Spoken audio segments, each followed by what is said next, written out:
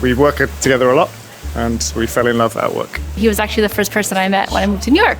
Well, it was a bit strange, actually. There's a guy who lived down the road from me. Short version, honey. I saw your face, I was like, oh, really pretty Eastern European girl, probably a bot. But I thought, I'll try it anyway. I'd ask for the same exact coffee every Friday. Really? And at some point I thought I should stop being weird and I should actually come up and say hello. You need bravery, when you have to road to a girl. Yeah. So alcohol helped me. Yeah, when you are surrounded with rescued big cats and having a great sunrise and sunset, it's kind of magical. You're very, very lovely and very funny and very vivacious, and you're Irish. I'm Irish. Which really helps. After our first date, we kind of were together. Yeah. From that moment. I feel like she's very nice, outlook on the world. Just her disposition on things. I think that's what initially attracted me to her and also continues to. I've been way more honest with you than I've ever been with somebody. And Right. What was it saying? Turkey, was it happy wife, happy life, wasn't it? That's it.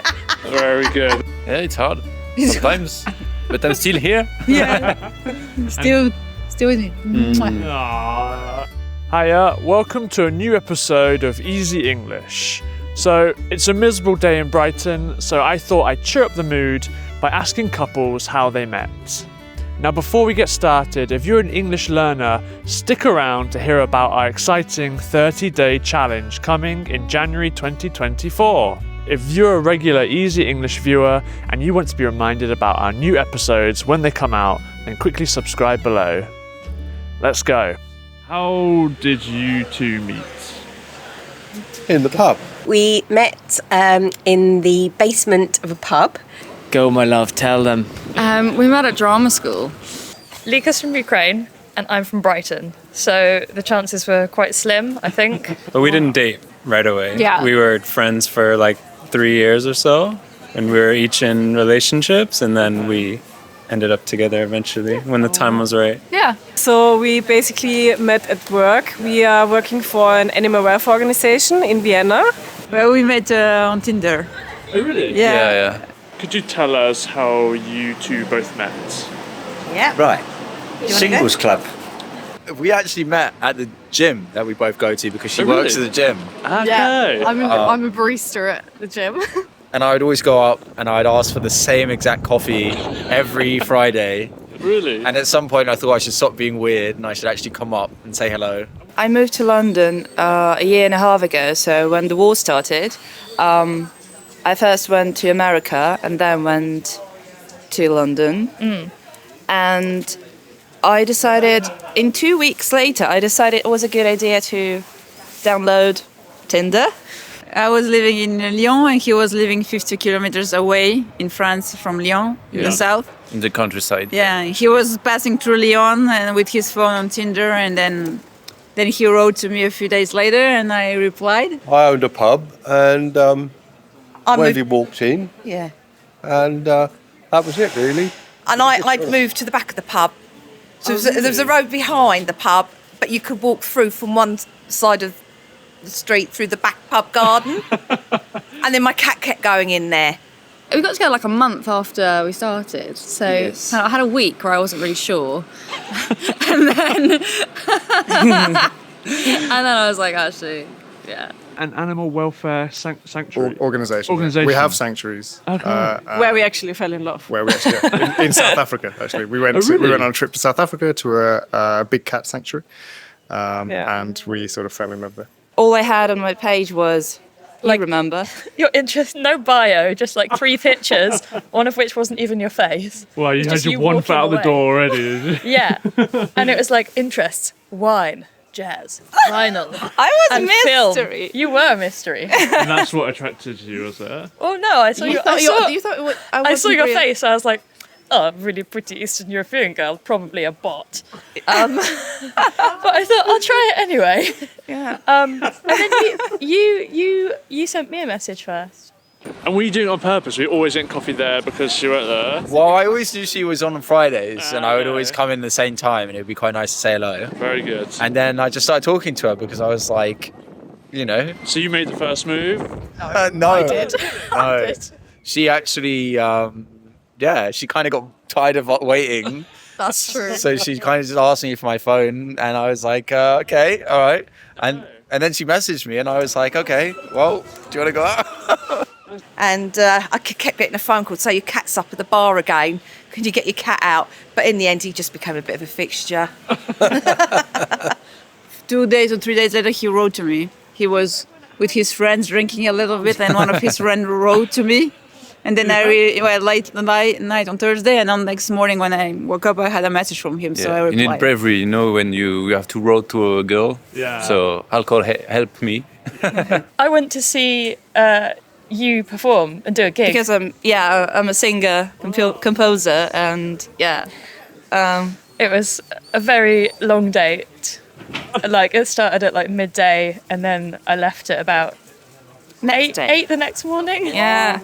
we took the dog for a walk. Like it was great.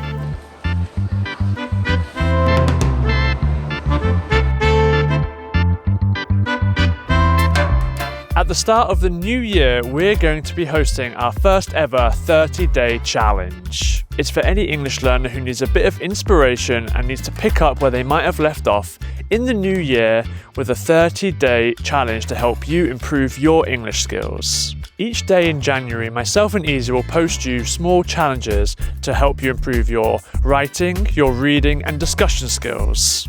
We might give you challenges to describe famous English songs that we post, or maybe having to describe a photo that you post to us, or simple discussion topics such as your daily routine. All that you have to do to join our 30-day challenge is become an Easy English member from one of our 3 tiers offered in the link up here. So not only do you get the 30-day challenge, but you also get the benefits from one of our tiers. You could become an Easy English video member, where you'll receive a transcript, a vocabulary list, and a worksheet for each and every YouTube video that we produce. Or you could become a podcast member. Not only do you get all perks from the video membership, but you'll also get the interactive transcript for our podcast, which follows along in live time to the words that myself and Izzy are speaking and translates it into a multitude of different languages. Lastly, we offer our exciting conversation membership, where not only will you get the perks from both the video and the podcast membership, but you'll also be invited to weekly pub meetups with myself, Izzy, and other members to help you improve your conversational English skills. We're dead excited to bring you the 30-day challenge to help you improve your English and communicate with all other members taking part this year on our Discord server. All that you have to do to take part is go to easyenglish.video/membership. We hope you have a happy new year, and we'll see you there. Now back to the episode. What would you say is each other's best quality or most attractive quality, I guess? You have 2. I can't pick one. One is how determined and strong you are. There are other words that you could call it, like being stubborn, or you can. It appears in like many different guises, but ultimately you are a really, really strong, motivated person who will do anything you want. Thank you. And then the flip side to that is that you're also incredibly flexible and changeable. You can adapt to any environment, and you do it so well. And that takes a lot of vulnerability and softness. Thank you. Yeah, but it wasn't like that before stuff. Yeah. Before hot stuff in my life, yeah. I went for the blue eyes, took me straight away. Okay. And you? Well, I just generally thought, he's really nice. He's got patience, and he's very laid back, whereas I'm not. It's an Isle of Wight trait. Yeah. And when he talks a lot, makes up for both of us. Generous. You're very generous. I'd say she's very wholesome. Wholesome. She's very calming. Like she can, if I have like a little temper, she can, I can relax. And Wholesome and calming is good. Yeah. That's nice to say. I feel like she's like very nice, like outlook on the world. Just like her disposition on things. I think that's what initially attracted me to her, and also continues to. Tom is, I think, the most caring person that I ever met. Always makes sure that everyone feels very comfortable. So yeah, most caring person. That's very true. Lisa gives me so much confidence, and so like she makes me stand really tall and proud, and that's so nice. Because I struggled with that before, and Lisa really helped me up to do that. Andy is very kind, and he takes excellent care of me. Yes, you're very forgiving, shall I say? No, but you are very nice, and even though you don't think it, you're very caring, and you look after people and look out for people as well, and that's really nice. We complement each other very well. Yeah. I don't know. We've had He was the only one in our class so I could like stomach more than, you're very, very lovely and very funny and very vivacious, and you're Irish. I'm Irish. Like, which really helps. Yeah. I would. Oh, and you're really fit. Yeah. This is the thing. I would probably say I'd never met anybody who surprised me more and more, like all the time. In the sense, I was always like, I don't know what's next, and you made me feel very happy. And they're super hot. I mean, she's determined, so this is a good quality. Yeah. I think that he's patient, because sometimes I'm too in a rush, or I want things to go my way and fast, and sometimes I explode a little bit, and he's calmer because of his job. I kind of like the fact that you never like settle, and he's very like goal driven, like and ambitious, and he likes to dream, and I feel like that's really cool because I feel like you'll never really be complacent in life, and then you'll always try to like strive for something else. Yeah. Somehow you know how to find a way to any person. You have this magical, I don't know, give me a word, ability to just make people fall in love with you. Am I saying it right? You are. I mean, not only in like romantic way. I'm not saying that, but in professional. You could be inspiring, and I think it's amazing that you have that light that can bring people together, and you can do very, very cool stuff and help people. That's what you actually do. Oh, that's really nice. Nicely said. What, if any, advice would you give to people about like maintaining a good, healthy relationship? Communication. Yes. Talking. Key. We talk about everything. I want to say that talk. Yes, communication. Communication. I would say communication. I've asked a few people this question, and they always say communication. I think it's the hardest. Is it the talking or the listening that's the most important? Both. Both. Yeah. Both, because sometimes, like women, we always talk, but I think men sometimes they don't listen. It's talking. Yeah, isn't it? We, you know, in early days we didn't communicate our feelings enough. Listening. Yes. It's very obvious, but listening. It's not, is it? Like trying to just making an effort to understand. Don't hold on to anything that you're keeping inside if it's stressful. People say that you have to pick your battles sometimes. There are some things that aren't worth bringing up, but like most of the time, just bring it up. You'll feel better. Just do it in a calm way. If there's ever a moment where we think, like, what do we do here? We always come back to just talk about it. Like we talk about it for an hour or something, and then we think, oh my God, I'm so happy we just talked about it and we're so open. Yeah, and also the little things, you know, when you see on, I don't know, Instagram or TikTok, these relationship questions, or those are the questions you ask your partner. We just take those and go on a date night and drink a glass of prosecco or wine, and then just ask each other, and then it's just helps the communication, it helps the relationship. Yeah.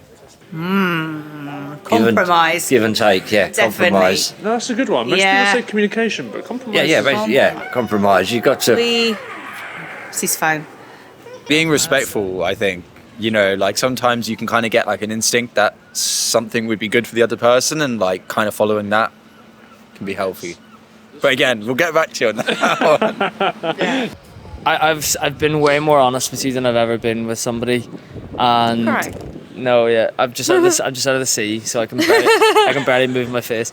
And it feels like much stronger for that reason, because like you break it down. If you break something down, it builds up a bit stronger, I think. I would say being honest with your partner, but I think it starts with being honest with yourself. Just about like maybe what you want or how you're feeling. I think it's easy to kind of tell ourselves something that's not necessarily true. Oh, this will be fine later on. But really, if you're just really honest and don't like play any games, it makes things so much easier. Also to make little surprises to your loved ones. Some small things, his favorite thing to eat on breakfast, or organize a surprise birthday party, or some small things. We'll bring something up, even if it might cause a bit of an argument. We will bring something up and then discuss it, and that actually stops the arguments. It stops you sort of getting resentful and things like that. And we just discuss everything. If something's annoying us that the other one's done, or we don't think we should be doing, we'll just like spend nip some it in time. the bud a little bit. Exactly. That's the best way to do it, rather than just let it seethe and simmer. You can be two people who are incredibly different or very similar, but it doesn't mean you're communicating the same way. And just because you might not have the same communication style, it doesn't mean that you can't kind of find a way to like harmony between you. Mm-hmm. I think it's very important to push through discomfort, but also respect the other person to find a way where you can both be heard, but both respect the other one as well. Yeah. That is nicely said. Oh, thank you so much. Thank you. Thank you for watching this week's episode. Please let us know in the comments below if you have an interesting story about how you met your partner and any advice you'd give for maintaining a healthy relationship. And as always, we'll see you on hopefully a nicer day. Ta-ra!